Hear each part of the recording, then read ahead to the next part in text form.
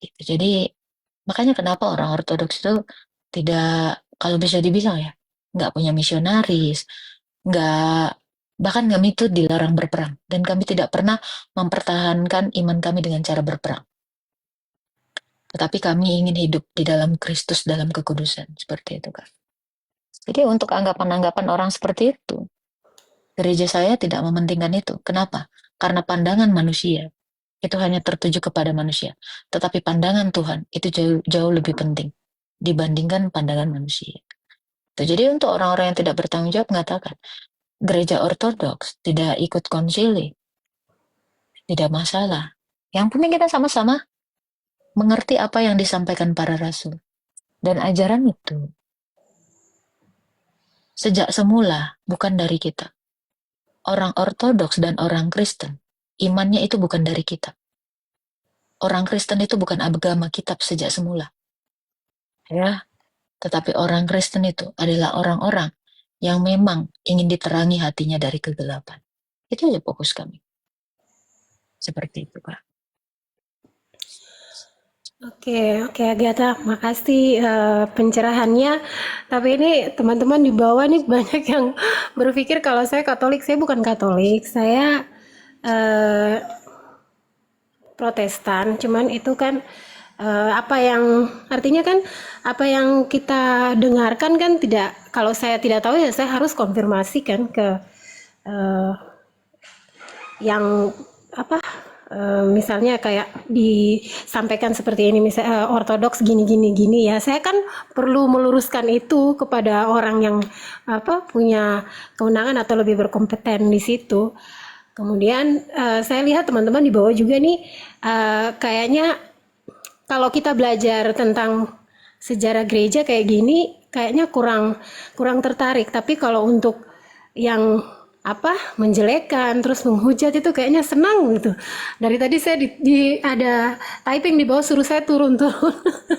Karena mungkin lebih senang kalau teman-teman muslim naik terus di apa jelek-jelekin typing-typing teman-teman Kristen di bawah itu dijelek-jelekin kayak gitu.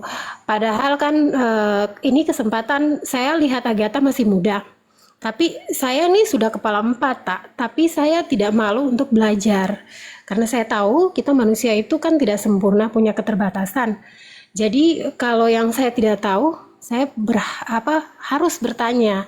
Jangan saya jadi orang bodoh juga mau apa dengar-dengar sesuatu yang sebenarnya tidak benar ya itu harus kita luruskan begitu ya teman-teman di bawah. Jadi saya bukan dari Katolik, saya tidak menyamar karena saya seorang Protestan. Cuman karena ada penyampaian seperti itu ya saya pikir saya perlu konfirmasi. Satu tak sebelumnya saya bertanya tapi terus saya turun ya. Satu lagi. Perbedaan tadi Agatha sempat singgung perbedaan tadi ada salah satu teman yang naik terus dia dari Katolik ya nanya saya lupa ayatnya terus Agatha sampaikan oh itu kitabnya yang kamu baca itu Masoret perbedaan Masoret dengan Septuaginta itu apa karena berapa kali saya juga ikuti roomnya si siapa Aldo kah Aldo Aldo itu dia itu gencar sekali katanya lagi mau apa sih mau Oke, oke. diterjemahkan. Nggak apa-apa, Ah, nggak apa-apa. iya Nggak dia mau apa-apa. terjemahkan itu. Kak, gini ya, Kak Emilia. Kekristenan itu sudah selesai, ya, dari abad pertama. Kita tahu kalau kita baca 2 Tesalonika 2 ayat 15, ya, iman orang Kristen itu sumbernya itu bukan ini,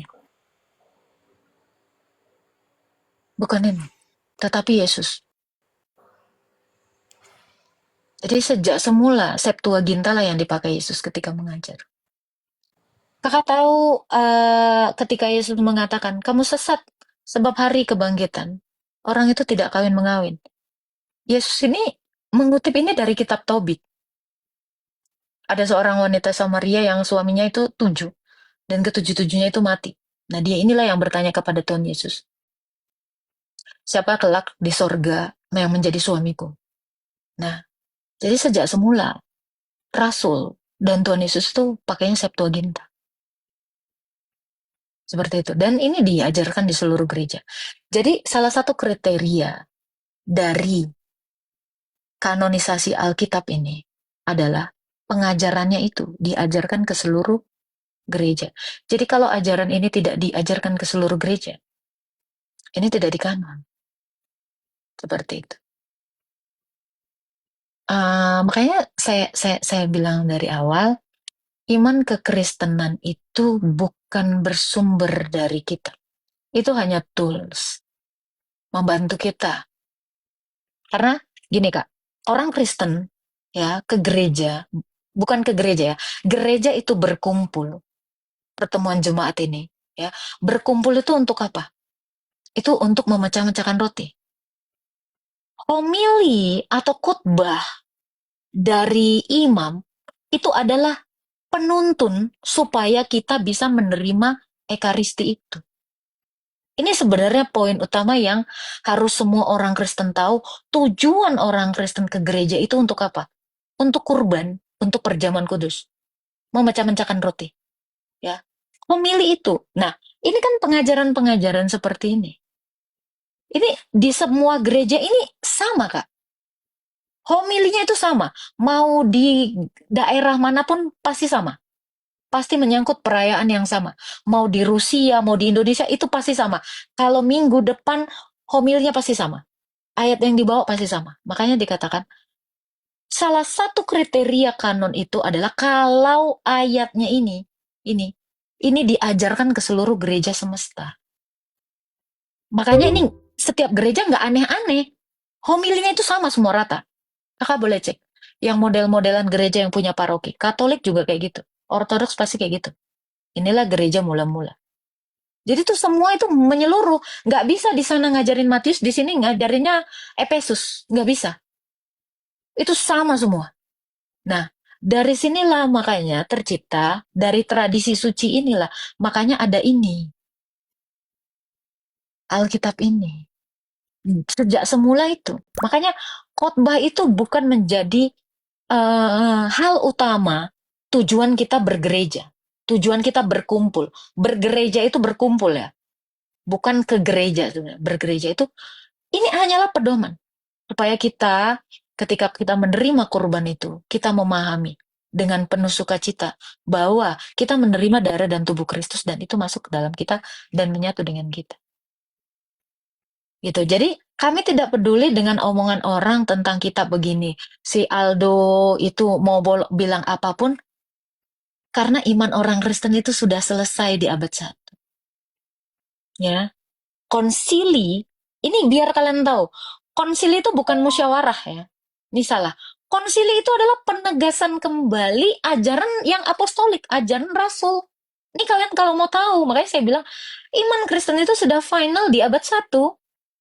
Ya, karena Yesus itu sudah selesai mengajar. Selama 3 tahun dia mengajar. Ini semua yang seperti diajarkan oleh para rasul dituntun oleh Roh Kudus. Makanya mau ada orang bilang kitabmu begini, kami sudah tidak berpatokan kepada itu. Itu hanya alat bantu kami sebagai konfirmasi dari apa yang diajarkan oleh imam-imam. Seperti itu. Jadi mau ada orang mau meneliti kitab kami begini, mohon maaf. Tradisi kami ini, tradisi itu artinya turun-temurun ya. Tradisi suci gereja ini sudah kami pelihara berabad-abad tak tergoyahkan oleh apapun di dalam iman ortodoks. Kenapa? Karena ini tadi ada ancaman keras bahwa ya barang siapa yang memberitakan Injil berbeda dari apa yang diberitakan para rasul, terkutuklah ia. Oleh dasar ancaman inilah, kenapa kami orang ortodoks itu, dengan takut dan kasih, memelihara tradisi suci ini tanpa berusaha mengubahnya, walaupun kitab diubah-ubah orang. Inilah yang terus, makanya ini yang disebut tradisi lisan.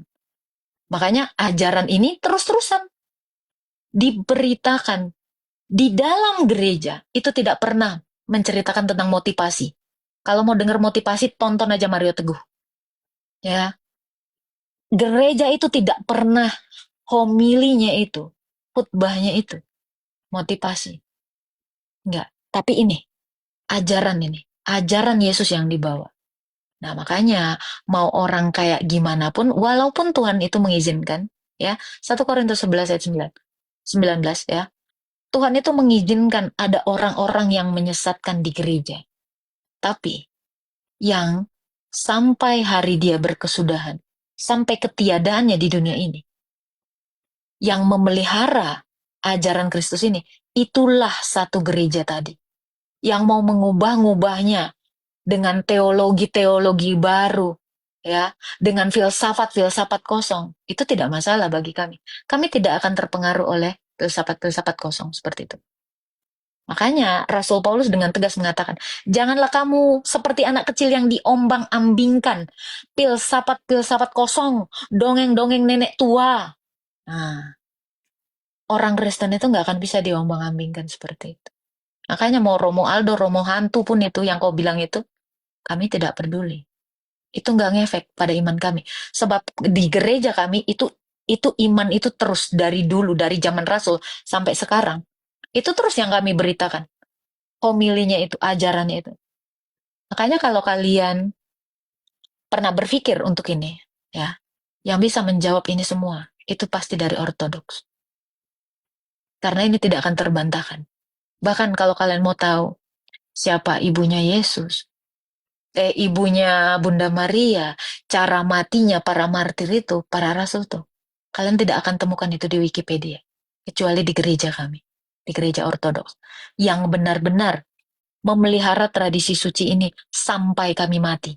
Ingat Kak, kami memelihara ajaran rasul ini sampai kami mati.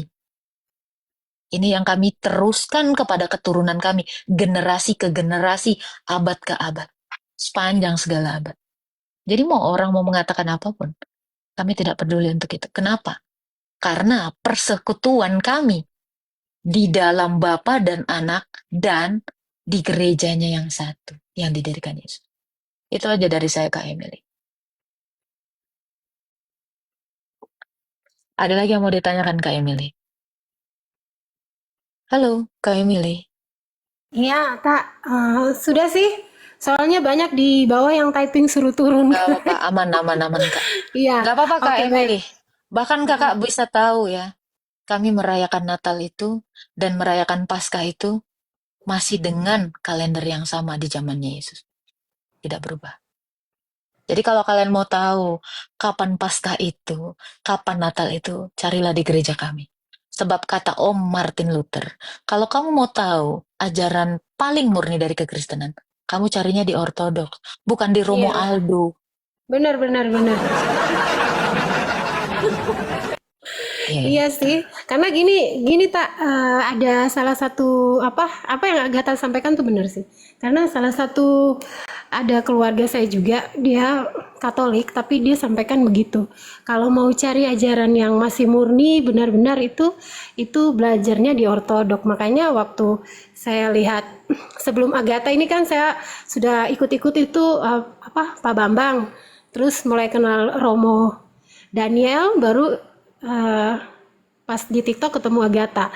Dan kenapa saya kalau di sama Agatha ini kan enak pas lagi live kita bisa bertanya. Kalau di Romo Daniel ngikutin Romo Daniel kan agak susah ya kadang tidak selalu ada di TikTok. Terus kita mungkin mau bertanya tuh agak susah. Kalau di YouTube juga kita ikutin kan agak susah mau ini bertanya.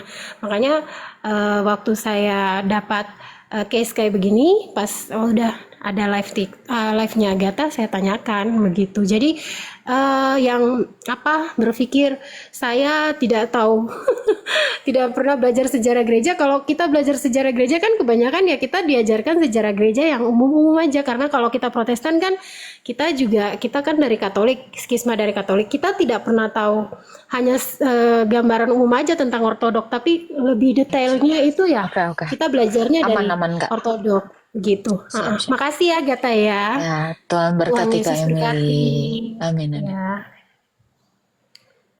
Oke, ini kita naikkan sales hati ya. Ini soalnya orang sebelah.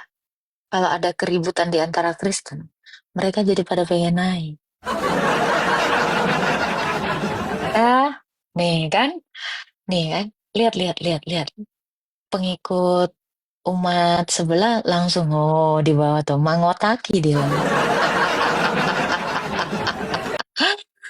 Pasti nih tuh kan.